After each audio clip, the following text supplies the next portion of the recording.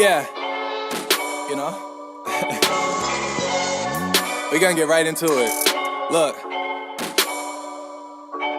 heart blacker than my socks. The fan waiting for that drop. I haven't written in a week. Been double tapping like a creep. Saw colors with my last girl. With my new chick, I see the world. You know? Yeah, she got me plotting. Maybe I should put a baby in a chick. Fuck happiness, I just like I'm pretty and I'm thick. Girl, you know that I'm back with it. Shouldn't have to say it twice. You don't have to love me. You just gotta act right. Yeah. Welcome to the Talking Bout podcast, formerly known as Talking Bout Wrestling. I'm your host, TW, and this is a show for fans of pop culture, wrestling, music, sports, romantic anything. Advice. Yes, but anything you might like. I'm a fan just like you, and I'm just here, having a conversation with my friends, and I want you guys to jump right in. And before we get started, go ahead and hit the subscribe button. If you're listening on iTunes, go ahead and hit the subscribe button. If you're listening on SoundCloud, hit the subscribe or follow button. If you're listening on YouTube, go ahead and hit that subscribe button as well. Make sure you tell a friend to tell a friend. We want to grow the conversation, grow our audience, and keep everybody involved. Also, leave a comment below on whatever platform you're listening on. If you're listening on iTunes, again, leave me a rating and leave a comment. Tell me what you like. Tell me what you don't like. I want this to be your favorite podcast that you download each and every week. So, all right. Oh, real quick,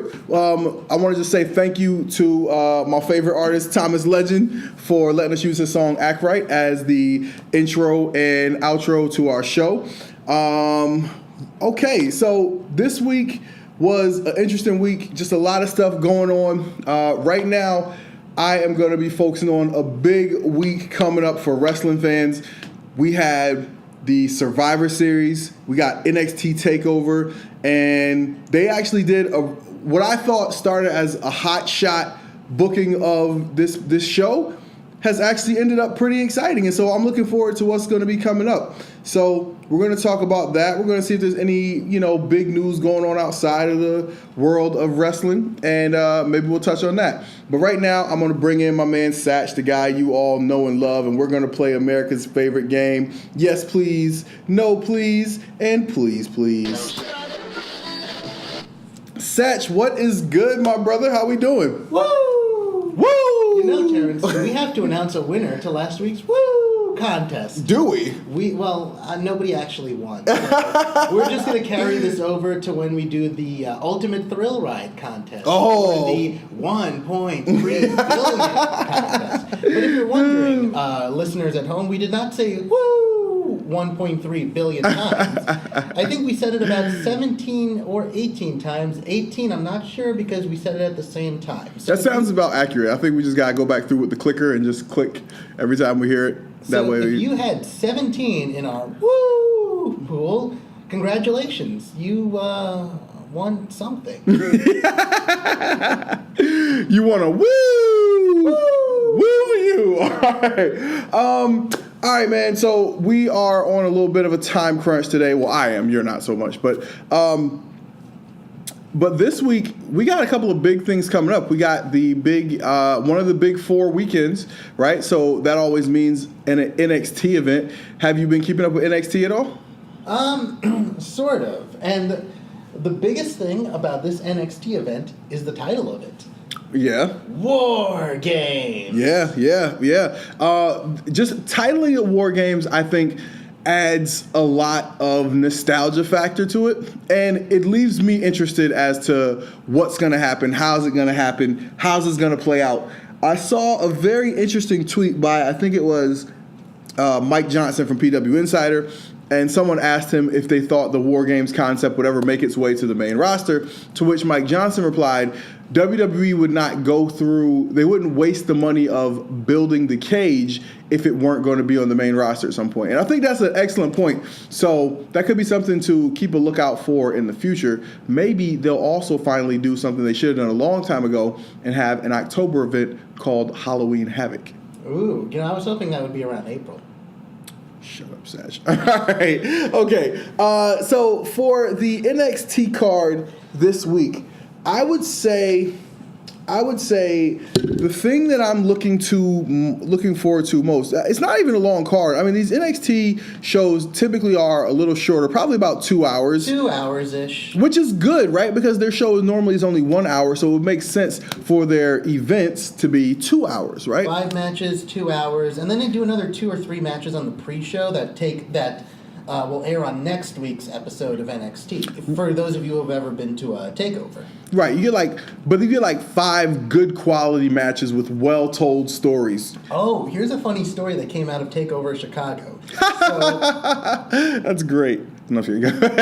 Yeah. So, Pete Dunne and Tyler Bate go on like either first or second, and they have a classic match. They go to the back, and some of the agents are mad at them because they feel like they've upstaged the main event. 100%. Oh, and my then, God. What happens is like the other match, and I think I don't remember if they told them off to their face or if they just privately vented to somebody else. But it's like, what are we supposed to do? Like, go out there and stink it up on purpose? They're like, yes, you don't know how this works here. Yes. It did help that the rest of the card ended up being very good. Right. But that was the match of the night. It definitely was the match of the night. I think that was a card with Rude versus Itami, with Asuka versus Ember, and other stuff. And I thought all those matches. Oh, that was the other good match was the AOP versus DIY match. Yes, that was a good match too. But yeah, the England guys, they knocked it out of the park. Oh, speaking of DIY, somebody.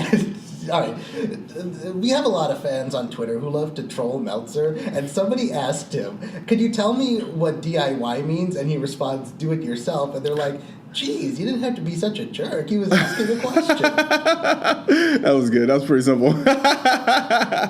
Oh, puns. All right, so let's look at this card that we got. We got the Authors of Pain with Paul Eller. Oh, I'm sorry. The Authors of Pain and Roderick Strong versus Sanity and the Undisputed Era, who is the Ring of Honor guys. Adam Cole, Bobby Fish, Kyle O'Reilly in War Games. How do you see this playing out? Oh, boy. I hope they give them a lot of time. I hope they think of crazy spots involving the 2 rings, involving the cages. I think Sanity is going to come out with this. You know, that's very interesting. NXT is really excellent with their storytelling. And, gosh. Okay, so the way that the takeover ended where the Ring of Honor guys debuted, I felt like that was leading to something a lot more exciting than what's actually happened. I thought there was going to be a big feud between those guys and Drew Galloway, and it really hasn't been that. Yeah, it set the impression that Adam Cole was going to go straight to the title picture, which, yeah, I guess they're holding off on that, but that wasn't the impression we got at the end of TakeOver SummerSlam. Can I tell you a secret? I'm not impressed by Adam Cole. Ooh. I'm not impressed by Adam Cole. He's not allowed to do any of the S my D spots in WWE that... Okay. Like, is that what he did? He just went around saying S my D? Well, he spelled out, like, he actually said the full word, and when, like, motion toward, like, you do a lot of stuff involving the D, and I don't think you could do that in NXT. You probably cannot. It probably would not be a good look. Plus, he looks like an underdeveloped Shawn Michaels. And one of the problems, I mean, Kevin Owens was able to overcome this when he joined NXT because of how good as a heel he is, but some guys do take a hint when you take profanity out of their heelishness. I still think he's going to emerge down there, but maybe his story would be better if they had just gone to the title picture.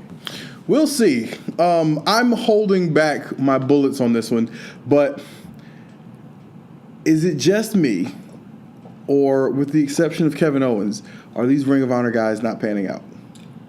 Well, let's see. Who do we count? Sami Zayn has, but it required a totally different gimmick. That I don't really consider him El Generico. Who else do we have? So you can't even think of anybody. Well, do you count Samoa Joe as a Ring of Honor guy or a TNA guy? I count Samoa Joe as a TNA guy. Same thing with AJ Styles. Yes. All right. Cassius Ohno had some issues that led to him leaving on good terms the first time and coming back, but Ohno really hasn't been featured that much in NXT. It could also be, and I'll give the other side of the coin.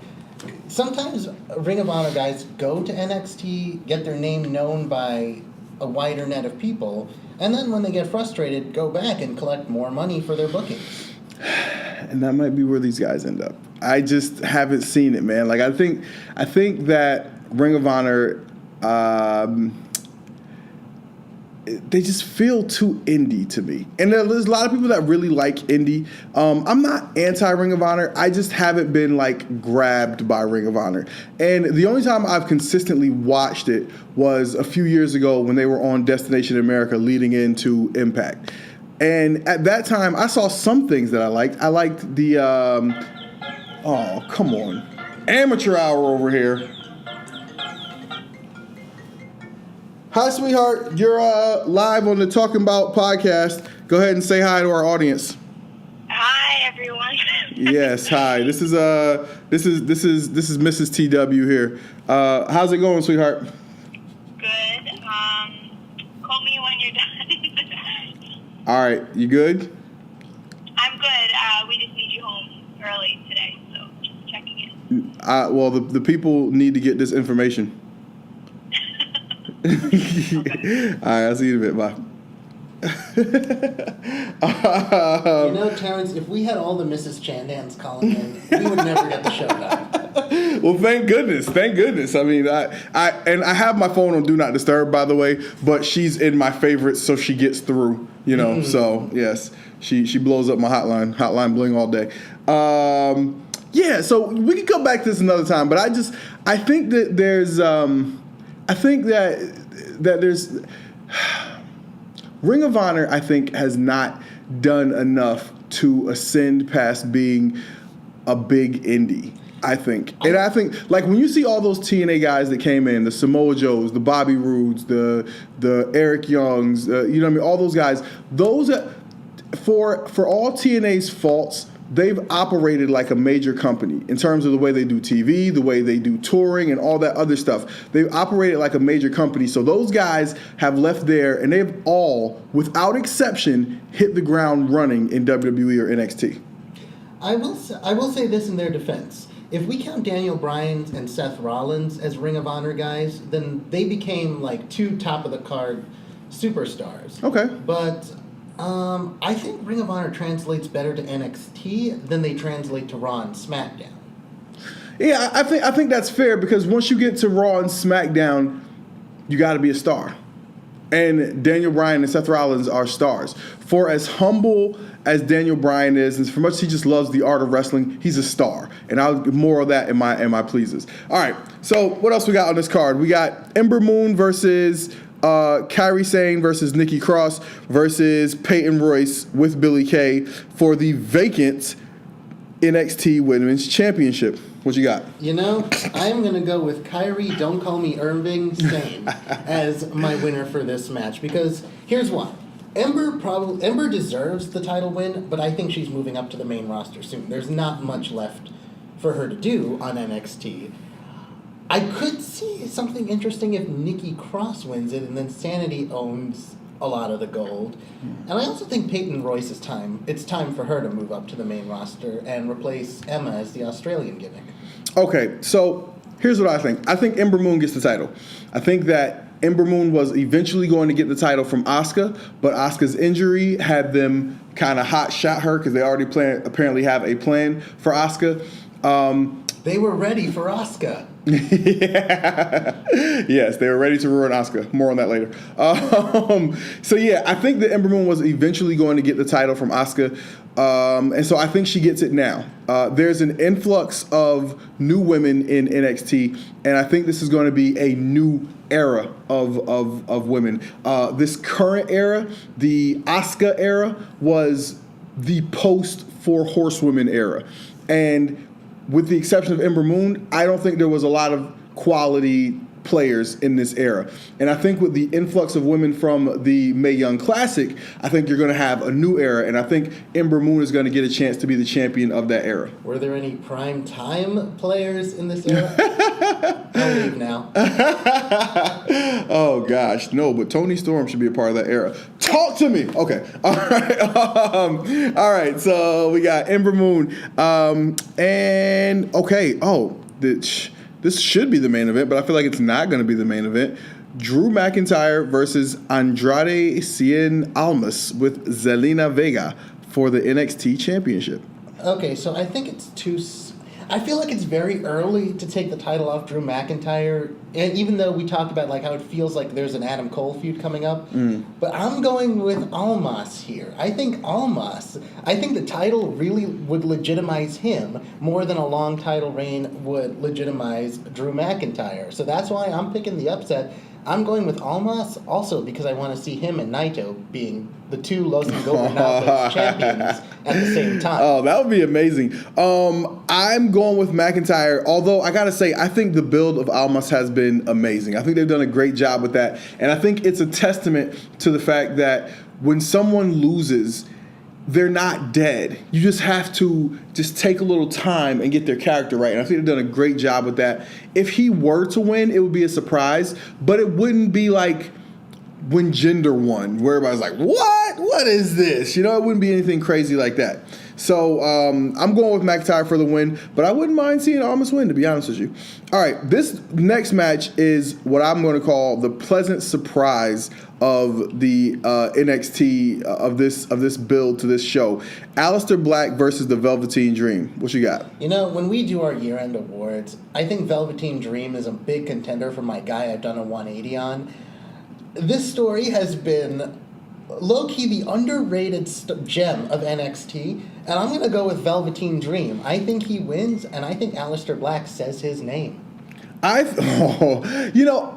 don't think that the Velveteen Dream wins, but I'm very happy with the development of this character. At first, it just felt weird, like they were trying to do some sort of, androgynous, ambiguously sexual type of character, and I couldn't really see.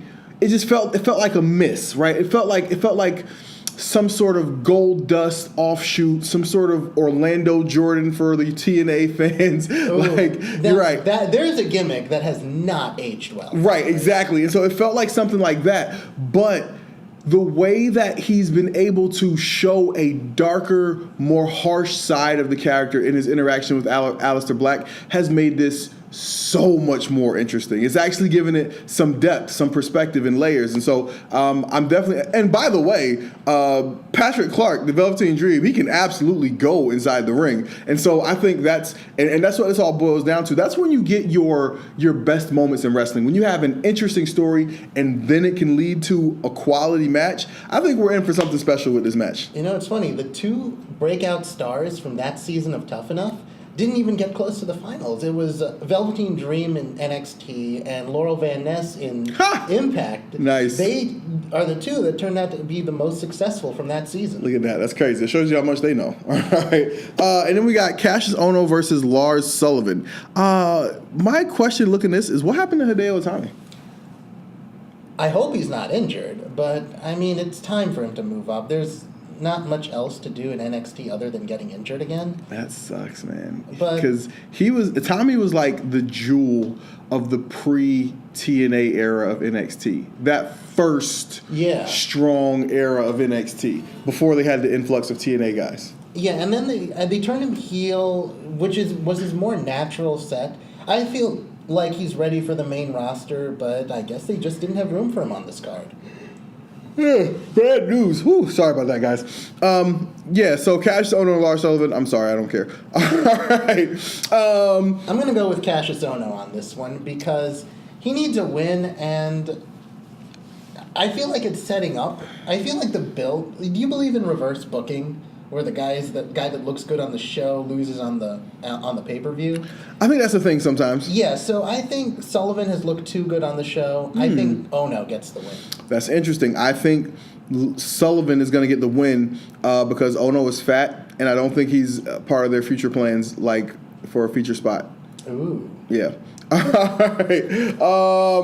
right. So we have another big show. Do you want to do Survivor Series now or after the Pleases? We'll see if it survives. Let's knock out the Pleases. All right. So here we go, Satch.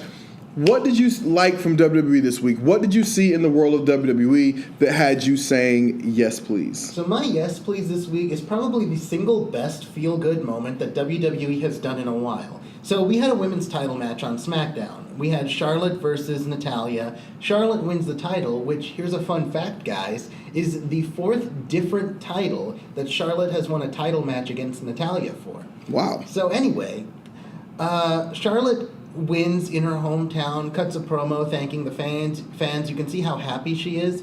She goes to the back, and Ric Flair walks out. The first time we've seen him since his health scare, the first time we've seen him since the Flair documentary, and they have a really cool moment in front of the crowd. Like, you could see Flair crying, you could see Charlotte really happy. So, I mean, we haven't seen Ric in a long time, and with all the Flair energy that we have right now, that was my favorite moment this week. That was a good moment. That was a really good moment. It felt it felt planned. Everything was planned, obviously. But like when she went up the ramp and she kind of just stopped, and then when Ric's music hit and she didn't like turn around automatically, I was like, okay, she's waiting for him to come out. And then he came out and did the hug. But Ric is a bucket of tears, man. Ric will cry at the drop of a damn hat. So yeah, he's probably cried more than he's bladed. I don't know about that. That'd still be a lot, though. All right. My yes, please for this week goes to also SmackDown Live, but it's from a great moment early in that show. Daniel Bryan cut an impassioned promo on behalf of AJ Styles for his match with Brock Lesnar at Survivor Series. And watching that promo, I just had one big takeaway, and that's Daniel Bryan is ready to come back. Daniel Bryan commanded the microphone, he delivered his message with passion, and he made sure that Paul Heyman and Brock Lesnar, and most importantly, the fans in the arena, got the message that he was trying to send across. So he did a great job of hyping up the AJ Brock Lesnar match, but he did an even better job of hyping me up for his eventual return to the ring. You know, I felt like this was the promo that Daniel wanted to cut on Brock Lesnar if he hadn't gotten hurt back in 2014. And, like, this was supposed to sell the dream match that we never got. I don't know whether Daniel's ever coming back in WWE. I can't answer that. And if I could answer that, I would place some bets online. But I don't condone gambling, and I also don't see the future. Okay. Thank you. If you do start seeing the future, just hit your boy with the Powerball numbers real quick, and we can, I'll split it with you. I'll split it with you. Afford a new studio. Yes, we could. All right. So that was my yes, please, Daniel Bryan's promo on SmackDown. But Satch, there's always some crap. We get some good stuff and we get some crap. So what did you see from WWE this week that you didn't like? What in the world of WWE had you saying no, please? My no, please is a melancholy no, please this week as we say farewell to the great James Ellsworth. Oh. So, James, taken from us too soon. So, James Ellsworth began his WWE run as a notable jobber who had one funny line before he was squashed by Braun Strowman. And then he just caught fire as people turned him into a living meme. And then eventually some of the social media energy got him brought back for a couple more squashes. I know they set him up with The Miz one time. They set him up in a Daniel Bryan skit one time until he finally found his niche, being Dean Ambrose's weird younger brother sort of character in Team James Dean. And he's probably much older than Dean Ambrose, by the way. Yeah. He was able to he was entertaining enough at the time to catch lightning in a bottle and keep the AJ Styles Dean Ambrose feud going a month longer than it should have, and still give us crowd-popping moments. Like, my favorite Ellsworth moment was when he hit no-chin music on AJ Styles, and the crowd, during a title match, and the crowd pops because they think this might act... I mean, logic says Ellsworth's never going to win the title, but the crowd pops in that moment because it's one of those oh no, this could actually happen. Then they turned him heel at the right time. Just as he was starting to get stale and annoying, they turned him heel at the right time, paired him with Carmella, and he went on to be the breakout star of the SmackDown Women's Division. I can't picture. Carmella may be fabulous, but I can't picture her without Ellsworth now. So James Ellsworth, for a guy who really did use his two hands to grab the brass ring and more. So did Natalia. He made this past year of SmackDown interesting with a lot of his Ellsworthy moments. That's good stuff, man. James Ellsworth. My biggest thing about James Ellsworth, he was signed to WWE for a year, and his physique got no better. Do you think they actually told him, James, I know all the other coworkers are going to be going to the gym in the mornings, but we want you to stay looking like you look?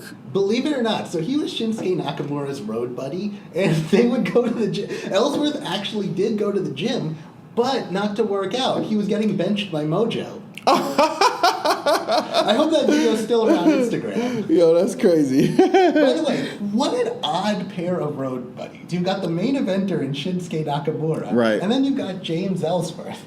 Yeah, no, that sounds about right, man. That sounds about right. I could definitely see those two being road buddies. And he's probably carries Nakamura's bags and everything, you know what I mean? He's probably like a real weasel in real life. All right, so my no please this week is going over to Monday Night Raw. So listen, I told you last week Stephanie McMahon is great. And she's still great. She was great this week. But this week, we not only had Stephanie McMahon, we had the return of Triple H. Okay? If you guys didn't see that, sorry for the spoiler alert, but Triple H came back, and he's going to be the fifth member of Team Raw in the Survivor Series match against SmackDown. And in announcing that he's going to be the fifth member of Team Raw, he pedigreed Jason Jordan, who was crying like a little baby, begging Kurt Angle to keep him on Team Raw instead of replacing him with Triple H. And look, man, here's the problem, okay? The Authority are just too strong. They're stronger than Braun Strowman. They're stronger than Roman Reigns. They're stronger than Roman Reigns and Braun Strowman together. They're too strong. And there's no get back. Triple H never gets beat up. Nobody ever stands up to Stephanie McMahon. So all they do is just cut off the collective gonads of the entire roster. And I'm not interested in watching that, man. I'm not interested in watching guys get punked down week after week after week after week by Steph, and when they do decide to try and grow a pair, then she calls out H, and he just, he finishes the punking down. You know who did enjoy this? The audience seeing Jason Jordan get pedigreed. That's true, man. Yo, what's the state of that gimmick? I guess perhaps Kurt Angle's likability wasn't genetic. But, they've got a real problem with Jason Jordan not being over as a face so bad that the crowd was cheering the na-na-na-na, hey, goodbye at him. Normally, I only get that when I leave ShopRite. And I put 21 items in the 20 item or less line. So they've got a problem with Jason Jordan. But you know what? I'm mad Triple H didn't return for NXT. Because it's time to play the War Games. Time to play the games. All right, Satch. So, we heard what you liked. We heard what you didn't like. But we, as wrestling fans, we love to book the territory, as Jim Ross always says. So I want to know what it is you're hoping to see. What is it that you are looking at WWE TV saying, please, please, go in this direction? Okay, so my please this week is the 5-on-5 Survivor Series match and all the new confrontations we're going to see. So, by the way, both of these teams are really stacked, a lot more than I thought. And to their credit, they've used their most talented roster, quote-unquote, to put some real stars in this match. We're going to see John Cena versus Finn Balor and Samoa Joe for the first time in WWE. Uh-huh. We're going to see Kurt Angle facing off with Shane for the first time in more than a decade. Ooh. Facing off with Nakamura for the first time in WWE. Ooh. And in a rematch of Bound for Glory 2011, facing off with Bobby Roode. We're going to see Samoa Joe and Shane, Samoa Joe and Orton. We're going to see Balor versus Nakamura. We're going to see Braun Strowman versus Shane. Like, there are some real dream match quality worthy matches that we're getting in this match. Mm-hmm. So that's going to be my favorite part of this event. All the new confrontations. I love that. Here. I definitely think that it's going to be interesting to see a lot of these, just like you said, interactions that are going to be happening for the first time, and some of them happening for the first time in WWE. As you mentioned, Bound for Glory. You think we'll get a Bound for Glory chant as Bobby Roode and AJ are in the ring together? No, but we may get another She Said Yes, which gives me my great moments in wrestling crowds. The lucky groom-to-be that decided to propose during Paul Heyman's promo. Jeez. Now, Terrence, I consider myself a romantic. All right. But a Paul Heyman promo wasn't on my list of places to propose. And you could see Paul Heyman's a little confused. He thought they were chanting TNA at first. Yeah. And then Brock Lesnar leans over and explains, guy proposed, they're chanting, she said yes. And then Paul rolls with it in the promo. And this was such a bizarre scene. This was such a bizarre scene that shout out to you guys. Shout out to you, proposal guy. Shout out to you, proposal guy. But let me also tell you, you're an idiot because you are taking such a risk by doing that in public. Listen, every man, first of all, before you get ready to propose marriage, you should know 100% whether or not that woman wants to marry you. You should also know 100% whether or not that woman wants to be proposed to in a public place. You should also know 100% whether or not that woman wants to be proposed to at a live sporting event. And let me give you a spoiler alert, no woman wants to be proposed to at a live sporting event. Well, I guess I should cancel my ideas to propose at a House of Horrors match, at a Punjabi prison match, at an insect match at WrestleMania. If you were... Man, Bray Wyatt's had a weird year. If you were doing a Punjabi prison match proposal, would you have multiple wives? Isn't that an Indian thing? No, but what would be better is a TLC match with the ring suspended above the ring. And you gotta go climb the ladder. And get the ring?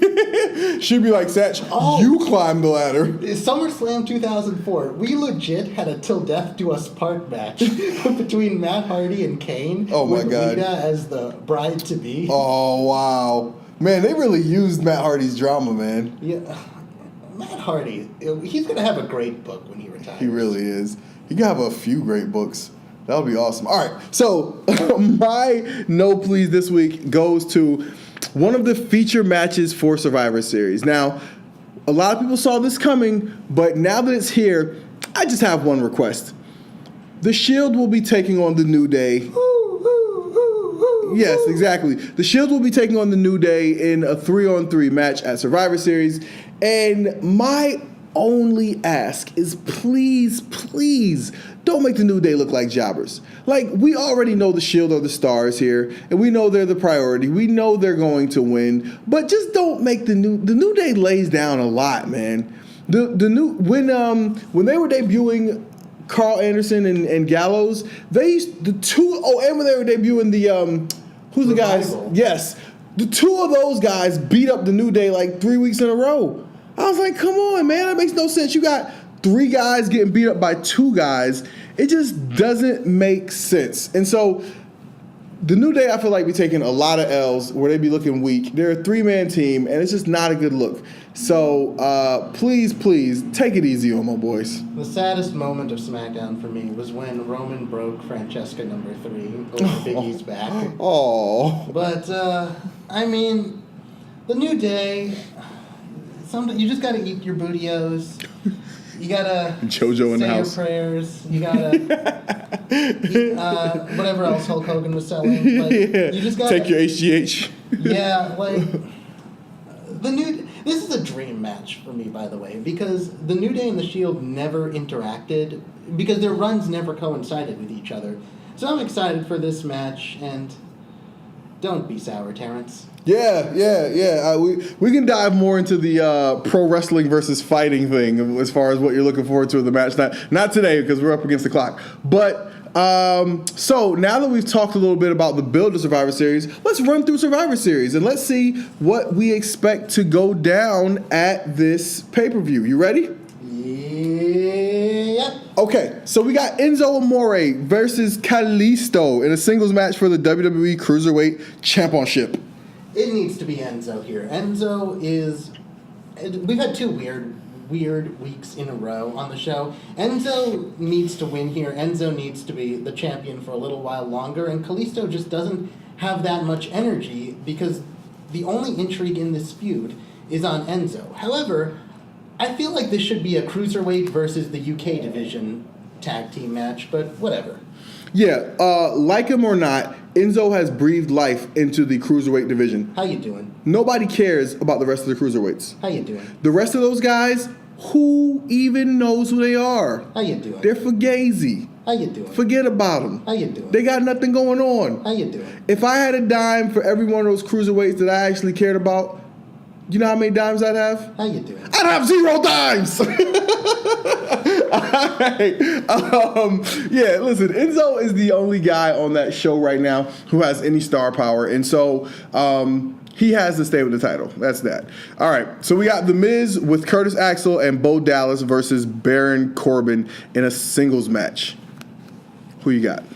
I'm gonna go with The Miz here because I feel like he's going to be one of the top villains heading into Royal Rumble season, heading into WrestleMania season, and a win here, plus with his two guys at ringside to give an out with a distraction. His two guys here, I expect The Miz to keep rolling. I expect The Miz to get the win here too because he's the bigger star, but I hate it. This is one of those times when I hate pro wrestling because, again, you're going to have to show me the idea of The Miz beating Baron Corbin in a fight. It makes no logical sense to me right now. And so I need you to show that to me as a consumer of this product. I need you to show me why logically this little man, he's not a little man, but this girly acting man with his high fashion and, pedicured nails, or manicured nails, probably pedicured toes, and his Vidal Sassoon hairdo.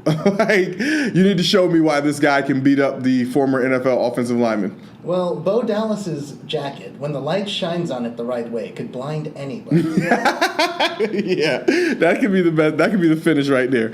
All right, we got Team Raw of Alicia Fox, Nia Jax, Asuka, Sasha Banks, and Bayley versus Team SmackDown of Becky Lynch, Carmella, Naomi, Tamina, and to be announced mystery partner in a 5-on-5 Survivor Series elimination match. Who you got? Well, I think the to be announced is going to be the great James Ellsworth. But I'm gonna go with Raw here because I can't imagine Asuka taking the loss anywhere. So I think Raw wins with Asuka as the sole survivor. Okay, I think that's a good one. I think that the big return is Nikki Bella. Ooh. Yep, I think they kick everybody in the nuts who's expecting Paige to come back, and they give us Nikki Bella.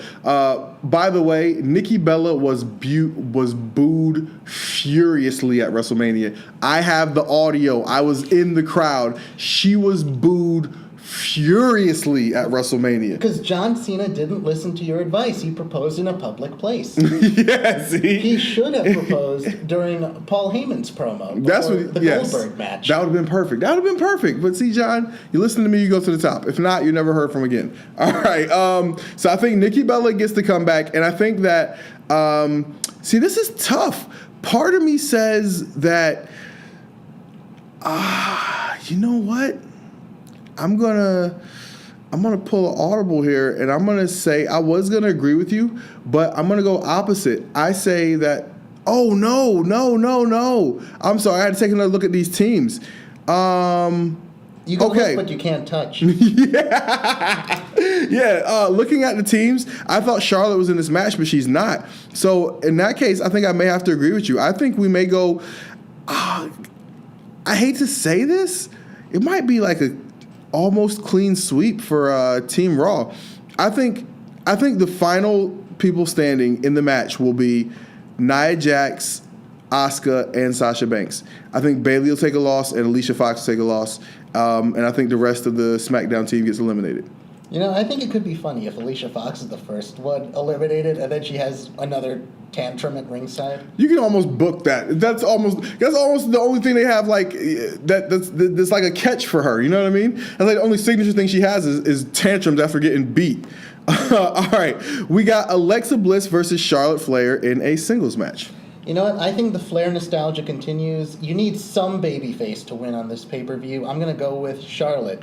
Woo! Yes. I'm in agreement with you right there. Charlotte definitely gets the win here. Listen, Alexa Bliss has done a great job on the main roster, but mostly because she has a better than expected character. We like her character, but she's not nearly as polished a wrestler as Charlotte is, and that was glaring when they were on NXT together, and it'll be maybe not glaring. She's had a lot of reps since then, but you'll see clearly that Charlotte is still the better wrestler here, and Charlotte's the biggest star. Charlotte is the biggest star of the women's division. That's hands down. Again, going back to WrestleMania, looking at each one of those women's entrants told me a lot of what the company thinks of each one of those women. And you know who had the biggest entrance with the most pyro? Charlotte. Yes, it was Charlotte by a landslide.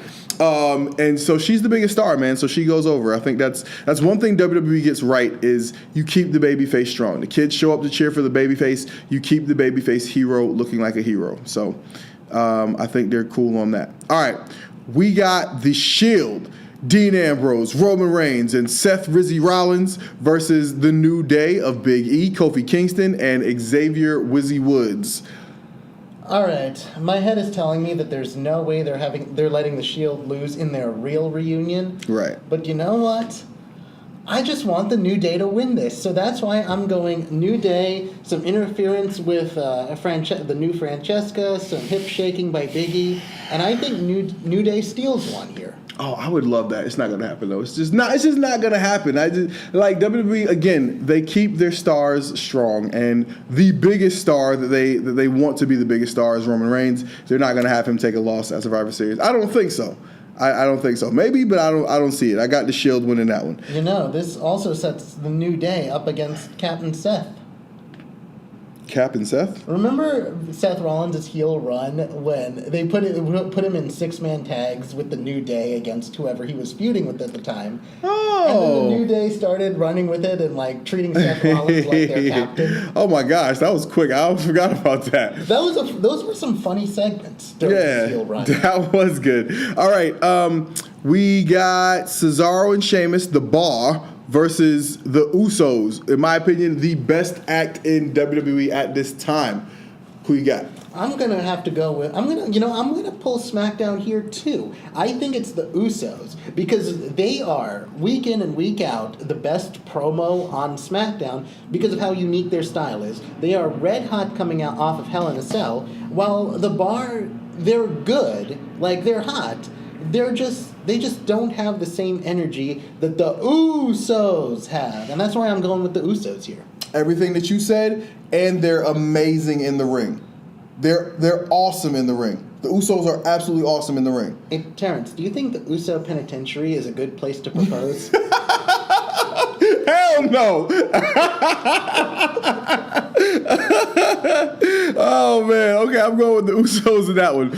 All right, we got Team Raw, which is comprised of Kurt Angle, Braun Strowman, Finn Balor, Samoa Joe, and Triple H versus Team SmackDown of Shane McMahon, Randy Orton, Bobby Roode, Shinsuke Nakamura, and Juan Cena.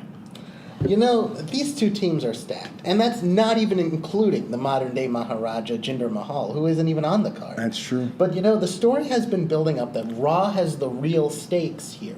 If Raw loses, Kurt Angle is fired, Triple H runs over everyone, Jason Jordan cries, yada, yada, yada. And that's why I feel like this is going to be a SmackDown win. I feel like there's going to be dysfunction on the Raw side. Triple H and Kurt Angle get in each other's faces. Something screwy happens that takes Braun Strowman out of the match. I think the match is going to come down to John Cena and Samoa Joe, and I think Cena will get the win. Woo! Oh, man, that's pretty good. Yeah, I see, I think Team SmackDown gets the win here as well, because by eliminating Kurt Angle as general manager, you put the authority back in place, and Lord knows WWE wants nothing more than to put the authority back in place. So, and I'll give you this. Team SmackDown gets the win. Randy Orton is the best Survivor Series star of our generation. He's been the sole survivor 5 times, including last year, when he and Bray Wyatt survived. It's pretty impressive. Also, I want to give a shout out to one of our Twitter followers, Brian H. Waters, who was talking about, do you think the Survivor Series winning team should get the number 30 spot at the Royal Rumble? I could have swore I proposed this in one of our podcasts we had previously, but we'll act like I didn't. And I'm going to give Brian the credit for this. Actually, I think he was mentioning that Edge and Christian said it on their podcast, but either way, I love the idea of creating some more of a linear storyline leading to WrestleMania, right? So now if you do that, now you have made Survivor Series matter, right? It's like the All-Star game in baseball, how the winning side gets home field in the World Series. That's the dumbest idea ever. But this would be similar. Right? I would love that idea. Like the show that wins Survivor Series gets the number 30 pick in the Royal Rumble. I love that. I think that's a great idea. I'll do you one better. I think the sole survivor should get the number 30 spot. Well, but what if there's no sole survivor? Like last year, it was Randy and Bray that won. Then you get 2 guys coming out at the same time. Well, you could resolve that at whatever the December pay-per-view is. Have the 2 guys have a match with each other. It gives some more it puts some more drama on the wrestlers for that. Gives them something to fight over during the dead December month. That's true. It's not a bad idea. All right. So we're saving the best for last here. We got Brock Lesnar with Paul Heyman and AJ Styles in a one-on-one match. What you got? Brock Lesnar with Paul, she said yes, Heyman. All right, this is a real dream match that I didn't expect I would see, because we were selling Jinder versus Lesnar for a little while, and I would have had energy for that, but this one I am really getting up for. This is, I don't see Brock Lesnar losing before WrestleMania, and so I'm going with AJ Styles for the upset. Yeah, pretty much, man. I mean, AJ can have a great match with anyone, and I fully expect AJ to do a lot of the building of the building to the climax of this match. Yeah, the story that they're going to tell in this match is, Brock's overpowering. AJ's going to make a comeback, try to hit him with everything he can, and eventually he'll jump off for a phenomenal forearm. Brock will duck under, catch him into an F5. Good night. See you later. Thanks for coming. I just figured out the absolute worst place to propose is during AJ Styles' theme song, because she don't want none. Well, listen. Yeah. Again. All right, guys out there, if any of you have a would-be fiance and you're going to Raw in the next few weeks, propose during Paul Heyman's next promo and tweet us with your results. Yes, do that, or just propose to her via Twitter. Tweet to her. Hey, I want you to marry me real quick, and then just tag us in the tweet. Will ooh marry me emoji. Eggplant. Oh, all right, man. Satch, tell the people where they can find you on social. You can find me on Twitter at SatchandDaveC. Send all your commentary, all your trivia questions, and all your funny memes. Yeah, boy. All right, everybody. Me and Satch have fun knocking out this show for you this week. Tweet us at TW Talking About at SatchandAC, and tweet the show at Talking About Pod. I definitely want to answer any questions that you got. Looking forward to Survivor Series and NXT this weekend. I'll be live tweeting. Satch will be live tweeting during the whole event. Tweet us, let us know what you guys are thinking. Make sure you tag us, hashtag TBW for Talking About Wrestling. At Talking About Pod, man. We're gonna, get this thing popping. Thanks again to Thomas Legend for letting us use his song Act Right. That's our show for this week. That's all we got. Thank you guys for tuning in. Again, tell a friend to tell a friend. We want to grow the show. Find a wrestling fan friend of yours and put them onto this show. Let them know that you got some friends talking smart talk about wrestling. I hope you guys are enjoying it, and we'll see you next week. And mama told me I'm a superstar. She did. My aunt said I got the cutting edge. So I guess it's only right I take a decade of decadence, 4 more years than it's Kanye West for president. You know that I'm a man with it. I shouldn't have to say it twice. You don't have to love me. You just gotta act right. Yeah. I don't fall in love though. Every night gonna be a fun night.